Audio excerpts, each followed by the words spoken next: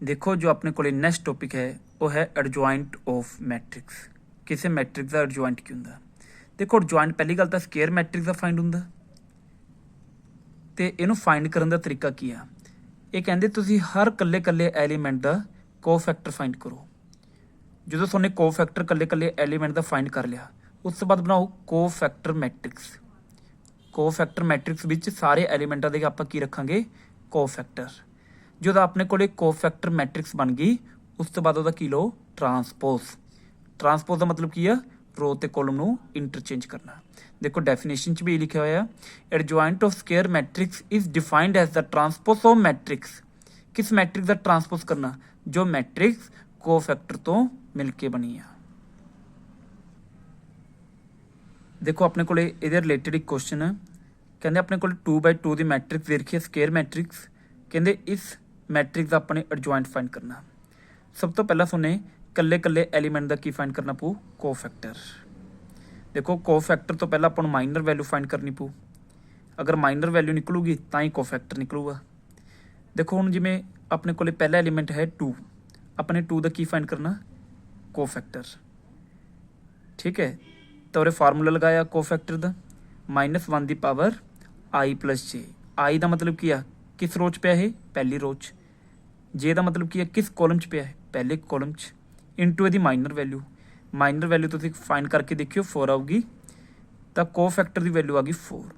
इसी तरीके नाल बाकी जो 3 एलीमेंट बच के उन्होंने भी अपन उरे की फाइंड कर ले कोफैक्टर फाइंड कर ले।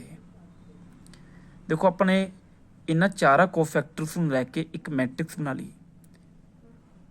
ठीक है उसका की लेना अपने ट्रांसपोज क्योंकि एडजॉइंट की डेफिनेशन की है कोफैक्टर मैट्रिक्स का की लेना होंगे अपने ट्रांसपोज। कोफैक्टर लिखे तो ट्रांसपोज लेता तो अपन की ऑब्टेन हो गया एडजॉइंट ऑफ ए। उस मैट्रिक्स का एडजॉइंट ऑब्टेन हो गया।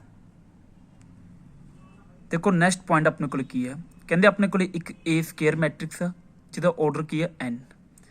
तो कहते एक रिजल्ट उरे वैरीफाई होंगे उस रिजल्ट के अकॉर्डिंग अगर आप उस मैट्रिक्स भी ਉਹਦੇ एडजॉइंट नाल मल्टीप्लाई कर दिए ਜਾਂ एडजॉइंट पहला रख लिए मैट्रिक्स बाद चो रख लिए मल्टीप्लाई कर दिए वो किहदे इक्वल होगा डिटरमिनेंट ऑफ ए इंटू आई।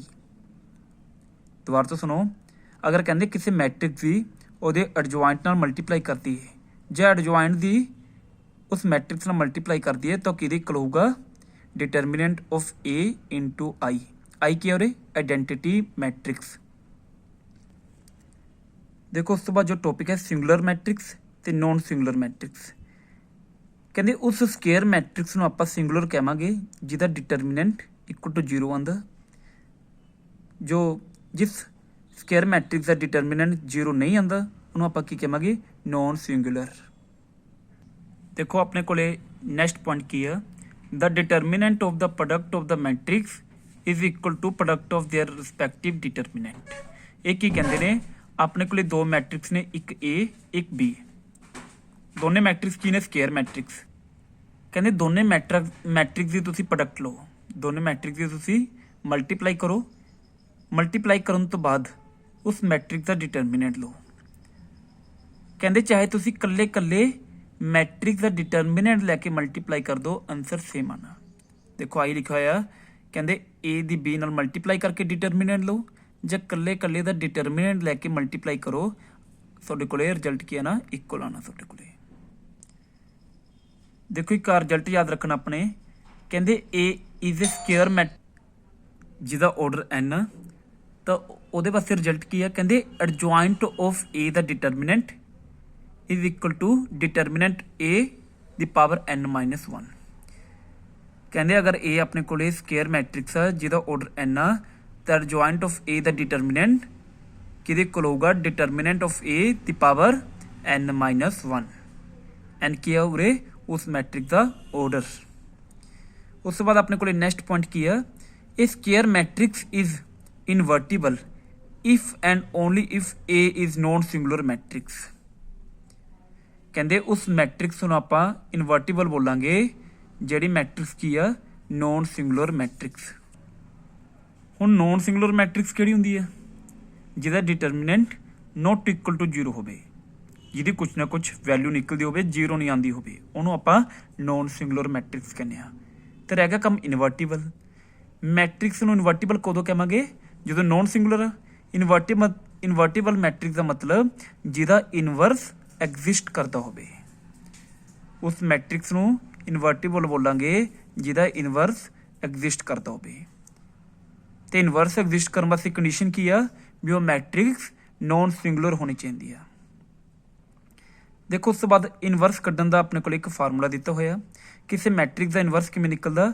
ਅਗਰ ਆਪਾਂ ਉਸ ਮੈਟ੍ਰਿਕਸ ਦਾ ਐਡਜੁਆਇੰਟ ਲੈ ਕੇ ਉਹਦੇ ਡਿਟਰਮੀਨੈਂਟ ਨਾਲ ਡਿਵਾਈਡ ਕਰ ਦਈਏ, ਅਗਰ ਆਪਾਂ ਉਸ ਮੈਟ੍ਰਿਕਸ ਦਾ ਐਡਜੁਆਇੰਟ ਲੈ ਕੇ ਉਹਦੇ ਡਿਟਰਮੀਨੈਂਟ ਨਾਲ ਡਿਵਾਈਡ ਕਰ ਦਈਏ। ਦੇਖੋ ਇਹਦੇ ਰਿਲੇਟਡ ਆਪਣੇ ਕੋਲ ਇੱਕ ਕੁਐਸਚਨ ਹੈ। ਆਪਣੇ ਕੋਲ ਇੱਕ A ਮੈਟ੍ਰਿਕਸ ਦੇ ਰੱਖੀ 3/3 ਦੀ, ਤਾਂ ਕਹਿੰਦੇ ਰਿਜ਼ਲਟ ਵੈਰੀਫਾਈ ਕਰੋ A into adjoint of A equal to determinant of A into I ਦੇ ਇਕੁਅਲ ਹੋਊਗਾ। ਕਹਿੰਦੇ ਆਲਸੋ ਫਾਈਂਡ A ਇਨਵਰਸ। ਦੇਖੋ ਜੋ ਵੈਰੀਫਾਈ ਵਾਲਾ ਪੁਆਇੰਟ ਆ, ਆਪਾਂ ਨੇ ਪਹਿਲਾਂ ਵੀ ਡਿਸਕਸ ਕੀਤਾ ਵੀ ਕਿਸੇ ਮੈਟ੍ਰਿਕਸ ਦੀ ਉਹਦੇ ਐਡਜੁਆਇੰਟ ਨਾਲ ਮਲਟੀਪਲਾਈ ਕਿਹਦੇ ਇਕੁਅਲ ਆਉਂਦੀ ਹੁੰਦੀ ਆ? ਡਿਟਰਮੀਨੈਂਟ ਆਫ A ਇੰਟੂ I। ਪਰ ਉਰੇ ਕੀ ਕਰਨਾ? ਉਹਨੂੰ ਵੈਰੀਫਾਈ। ਦੇਖੋ ਸਭ ਤੋਂ ਪਹਿਲਾਂ ਉਰੇ ਕੀ ਫਾਈਂਡ ਕੀਤਾ? ਡਿਟਰਮੀਨੈਂਟ A ਦਾ। ਦੇਖੋ ਮੈਟ੍ਰਿਕਸ ਦਾ ਸਾਨੂੰ ਡਿਟਰਮੀਨੈਂਟ ਫਾਈਂਡ ਕਰਨਾ ਆਉਂਦਾ। ਇਹਦੀ ਵੈਲਿਊ ਕਿੰਨੀ ਆ ਗਈ ਉਰੇ? 1। ਕੁਛ ਨਾ ਕੁਛ ਵੈਲਿਊ ਆ ਗਈ, ਤਾਂ ਮੈਟ੍ਰਿਕਸ ਨੂੰ ਕੀ ਕਰ ਲਾਂਗੇ ਆਪਾਂ? Non singular matrix. ਜੇ ਮੈਟ੍ਰਿਕਸ ਨੋਨ ਸਿੰਗੂਲਰ ਹੋਊਗੀ ਤਾਂ ਇਨਵਰਟੀਬਲ ਵੀ ਹੋਊਗੀ। ਜੇ ਇਨਵਰਟੀਬਲ ਹੋਊਗੀ ਤਾਂ ਉਹਦਾ ਇਨਵਰਸ ਐਗਜ਼ਿਸਟ ਕਰੂਗਾ। ਮੈਟ੍ਰਿਕਸ ਨੋਨ ਸਿੰਗੂਲਰ ਹੋਊਗੀ ਤਾਂ ਇਨਵਰਟੀਬਲ ਵੀ ਹੋਊਗੀ, ਆਪਾਂ ਨੇ ਪੁਆਇੰਟ ਪੜ੍ਹਿਆ। ਜੇ ਇਨਵਰਟੀਬਲ ਹੋਊਗੀ ਤਾਂ ਉਹਦਾ ਇਨਵਰਸ ਐਗਜ਼ਿਸਟ ਕਰੂਗਾ।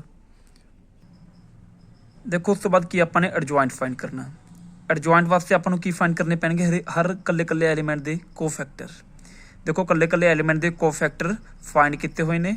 ਤੁਸੀਂ ਆਪ ਫਾਈਂਡ ਕਰਕੇ ਦੇਖਿਓ, ਹਰ ਇੱਕ ਵੈਲਿਊ ਮੈਚ ਕਰਕੇ ਦੇਖਿਓ ਕਿ ਇੰਨੀ ਆ ਰਹੀ ਆ। ਠੀਕ ਹੈ, ਜਦੋਂ ਤੁਹਾਡੇ ਕੋਲ ਕੋਫੈਕਟਰ ਨਿਕਲ ਗਏ ਤਾਂ ਕੋਫੈਕਟਰ ਮੈਟ੍ਰਿਕਸ ਬਣਾਓ, ਉਹਦਾ ਟਰਾਂਸਪੋਜ਼ ਲੈ ਲਓ, ਕਿਉਂਕਿ ਕੋਫੈਕਟਰ ਮੈਟ੍ਰਿਕਸ ਦਾ ਟਰਾਂਸਪੋਜ਼ ਕਿਹਦੇ ਕੋਲ ਹੁੰਦਾ? ਐਡਜੁਆਇੰਟ ਦੇ। ਤਾਂ ਐਡਜੁਆਇੰਟ ਆਫ A ਕਿੰਨਾ ਆ ਗਿਆ?